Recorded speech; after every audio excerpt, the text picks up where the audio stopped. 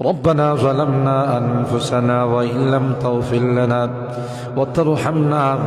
لنكونن من الخاسرين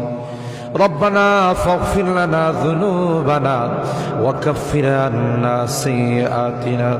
وتوفنا مع الأبرار رب ارحمهما كما ربياني صغيرا رب ارحمهما كما ربياني صغيرا রব্বুল আলামিন আল্লাহ কোন কোন শীতের মধ্যে ঐতিহাসিক খোলাপাড়াবাসীর উদ্যোগে আল্লাহ 49তম তাফসীর মাহফিলের আজকে তৃতীয় দিনের শেষ